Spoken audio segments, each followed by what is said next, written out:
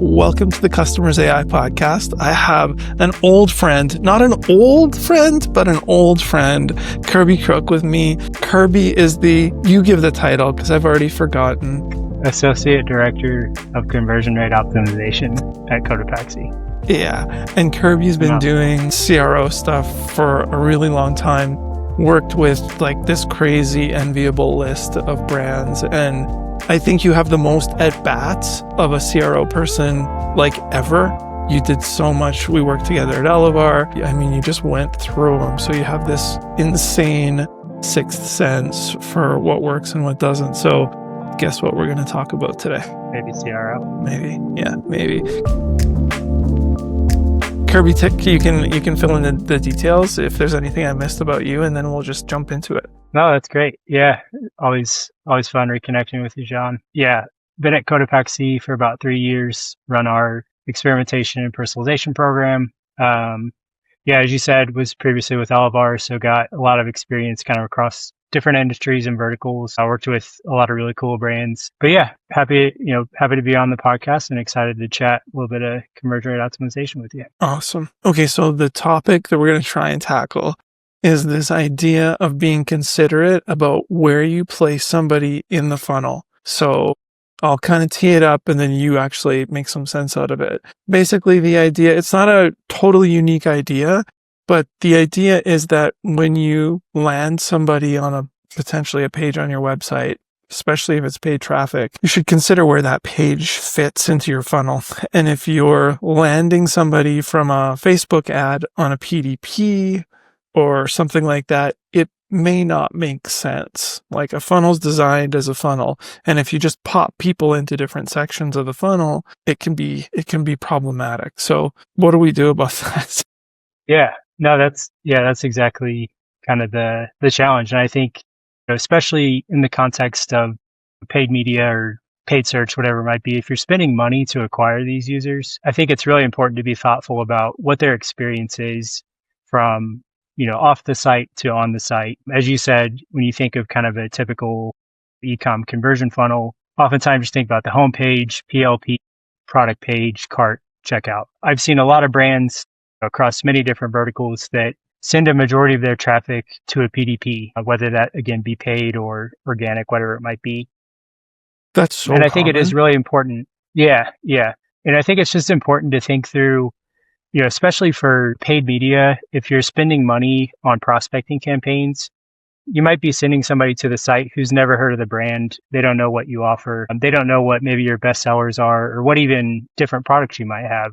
And if you're a premium or a mid-premium brand and you have a relatively high price tag, that's a lot to ask of somebody who doesn't even know your brand, to ask them to add to cart or even purchase. So yeah, that's kind of what I want to chat through is if you're spending money to get users to your site, how can you be a little bit more thoughtful in terms of what their experience might be? Okay, awesome. This makes perfect sense to me. When you mentioned this topic, I was like, duh. But clearly it's not all that obvious because like the number of brands I've worked with that just run traffic to their PDP or potentially the collection page, which you call PLP, right? Product listing page or something. Yeah.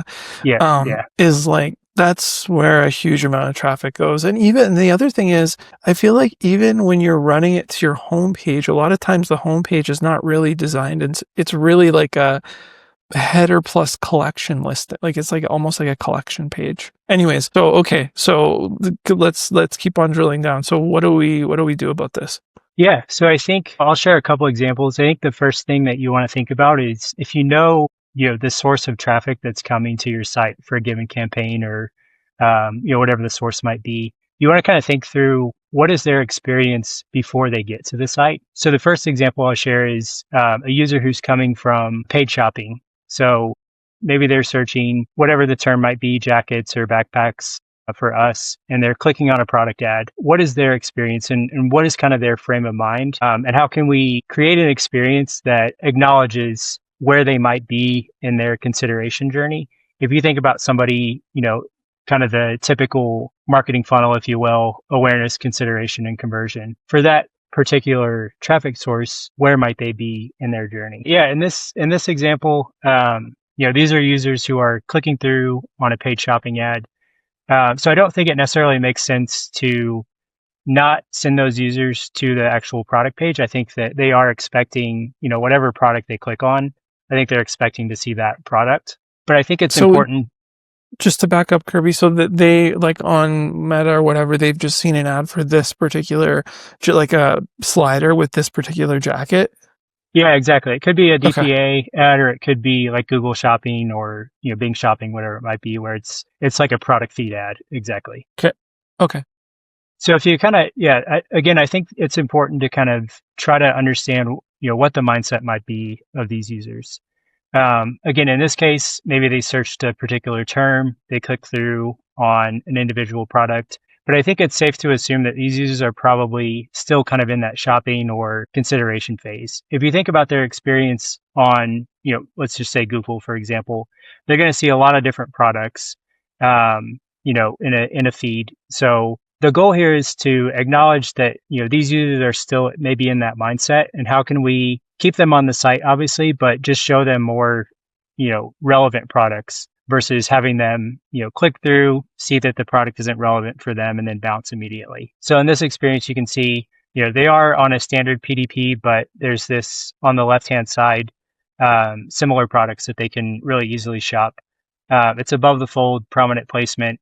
And again, the goal is just to keep those users on site. If you're paying for them, how can we get that additional click on site rather than them coming to the site, visiting one page, and then bouncing immediately? Mm-hmm. Makes it so easy to keep going, right? Mm-hmm. Rather than just being like, Yep, exactly. Is that like panel that you have on the left side of the screen? You said it's dynamic, right? It only shows when do you have like parameters in the URL that dictate whether it shows or not? Yeah, exactly. So we use, any testing platform, you can probably target by, UTMs, whether it be source or medium or, whatever your kind of identifier is. But we use dynamic yield, so we can target, again, based on where is this traffic coming from. So we'll look and make sure that for this experience, these are users who are coming from, either a DPA ad on, paid social or, paid shopping, whatever it might be. Okay. And then do you have data on what the uplift on that is, like bounce rate, or what's the metric that you use? Yeah.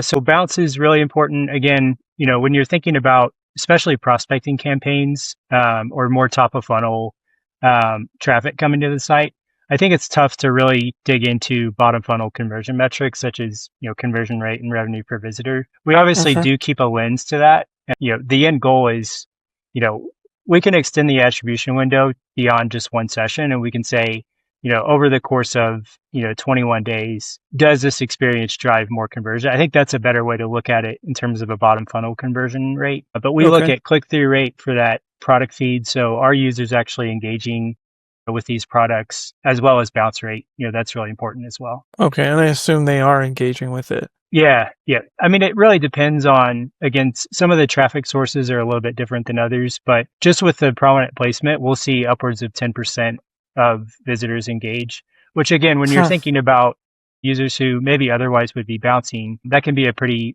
large impact in terms of, keeping users engaged and keeping them on the site. It's also a strong signal that there's like potentially that this person is more interested than, I don't know, whatever your average bear or whatever, if that's appealing to them, right? Yeah, exactly. Yep. Yeah. Okay. Very interesting. Okay. You have a couple other examples, I think, right? Yeah. Let's hop into the next one. So this is just another iteration of, again, some of this similar traffic. These are users that are coming from social, so a paid social campaign. So in this example, it's not a DPA, it's not, kind of a dynamic product ad, but this is a campaign that's set up that basically messages, for this particular product that we have, these are the 5, core benefits that make this the ultimate travel package, you can see.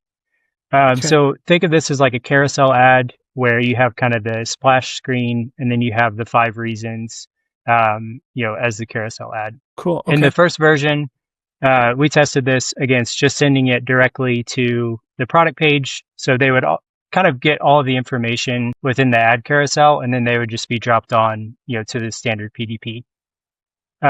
This example here, we created kind of a custom landing page where we really address like what are the 5 reasons. We really kind of build out some of the copy and Again, try to shift some of that focus from immediately, somebody sees a $225 price tag, they're really focused on price. How can we kind of try to shift that more to have them focus on value and like, what does this pack actually do for them? Mhm. So we walked through the 5 different reasons. You can obviously, with that kind of floating widget, quickly, click to the product details if you want.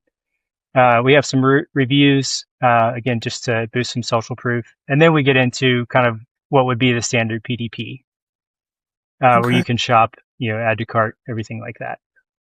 This one had a really dramatic impact on ROAS. So we saw over 100% increase in ROAS, just Really? sending them, to this kind of curated landing page versus, again, dumping them onto the PDP. Wow. I guess this kind of goes to the point of like, there's like that common paradigm where they say, the person that is whatever they see in the ad should be mirrored in the landing page that they're sent to. Yeah. This is case in point, I guess. Yeah, Like, exactly.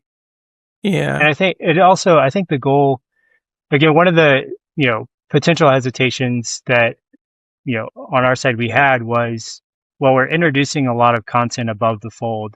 There's always this kind of misconception that you have to have the add to cart as high on the page as you can. And I think it's important, it is maybe a best practice, a general rule to have. But again, I think it's much more nuanced than just saying like, let's get the add to cart as high on the page as we can.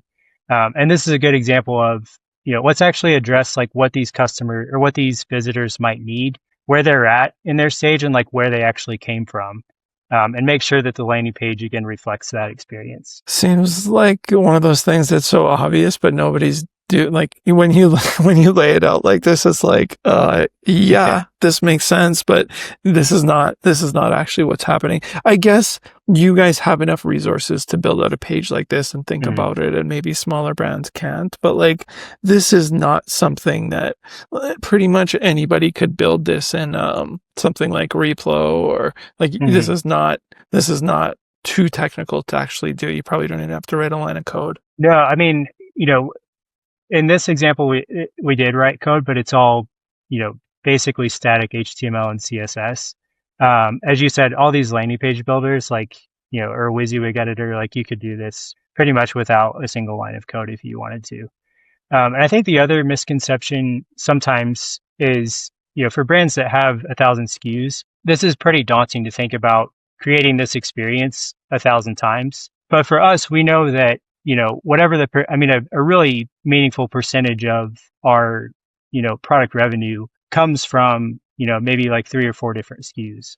So, the goal isn't necessarily how can we do this 1,000 times, but if we know that, for one particular ad set or one particular product, we can affect, as I said, ROAS or, customer acquisition costs, whatever the metric might be, that can still be worth it, even if it's just 1, 2, 3 products. It doesn't have to be the entire catalog of, whatever it might be, 1,000 SKUs or whatever. Sure. Yeah, that makes sense. Like maybe, I don't know what the numbers are, and we don't need to go there, but maybe a couple pages cover 50% even of the ads. And that's a huge, if you're doubling your return on ad spend, that's like a major needle mover. That's an insane set. Okay. Okay. You got another one too. Yeah, last one.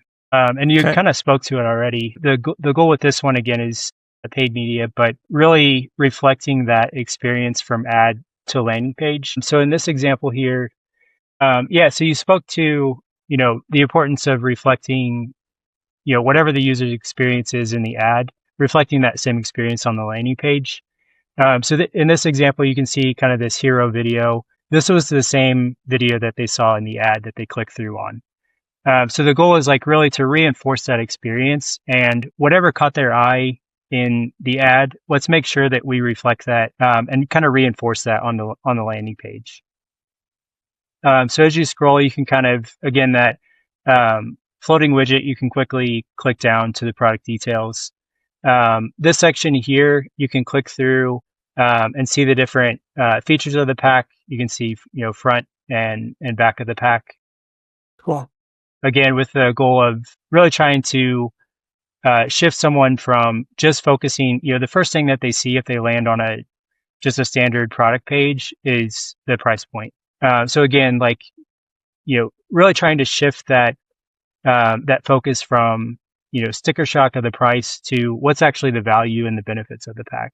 And then we have another review section, specific to this particular pack. And then you can get into shopping the pack itself. So really similar results we saw, I won't say the exact numbers, but double-digit increases in ROAS, even bottom funnel conversion rate are really meaningful impacts there as well. Those numbers are so crazy. Those are super interesting examples. Thank you so much. That's so, it's like oddly related to what we're doing, because a lot of what we're doing is trying to prevent the same thing you're trying to prevent, which is like someone clicking on an ad, you pay for the traffic, then they bounce right away. And obviously there's a couple different ways to do this. You do it with the design of the site and like the copy and all that, or potentially use a tool to like pick up the email address. However, when you have the email address, if you just keep sending them to the wrong part of the funnel, it's not going to do anything. Yeah. So this is like, I mean, these things just sit beside each other so well. It's really interesting. Okay. Awesome. This was super great. Thank you for joining me. I'll probably bug you again to do this again sometime. I'd love to. And let's not forget about how to contact you. How do people contact you? Yeah, you can just find me on LinkedIn, Kirby Crook. I'm probably one of the only, if not the only, Kirby Crooks out there. So yeah, that's probably the best way. I'm really not active on other social, but relatively active on LinkedIn. Okay, awesome. Thanks, Kirby. Yeah, thanks, John.